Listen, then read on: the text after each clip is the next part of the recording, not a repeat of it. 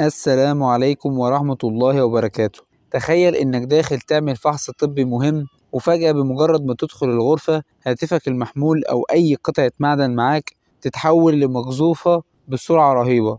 ده بالظبط اللي ممكن يحصل في غرفة الرنين المغناطيسي. في الفيديو ده هنعرف ليه أي معدن مهما كان صغير ممنوع يدخل مع المريض أو أي شخص لغرفة الجهاز، وإيه المخاطر الحقيقية وراء القاعدة الصارمة دي. خليكم معايا.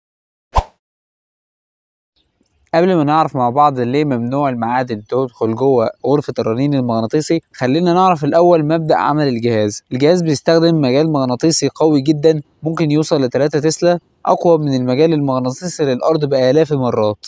المغناطيس في الجهاز بيشتغل طول الوقت، مش بس وقت التصوير، والهدف منه هو تحريك ذرات الهيدروجين داخل الجسم للحصول على صور دقيقة للأعضاء والأنسجة.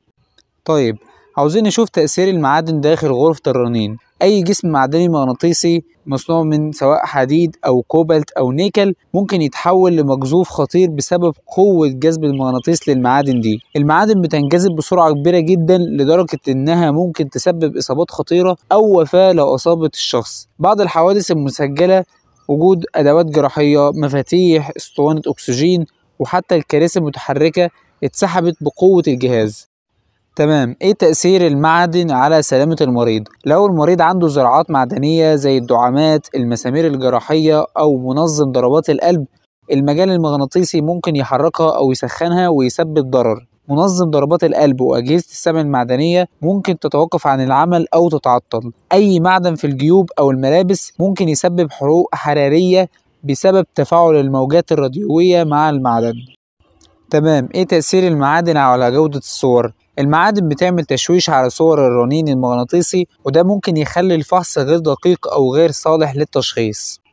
في سؤال مهم هنا، ليه حتى الهواتف ممنوع تدخل جهاز الرنين المغناطيسي؟ الهواتف مش بس خطر أمني، لكن ممكن تتلف تماما بسبب المغناطيس القوي. شريحة التليفون والذاكرة والمكونات الإلكترونية ممكن تتحرق أو تتعطل نهائيا، وبسبب برضو إن التليفون بيحتوي على أجزاء معدنية، فبالتالي ممكن هنا يحصل ضرر كبير للمريض.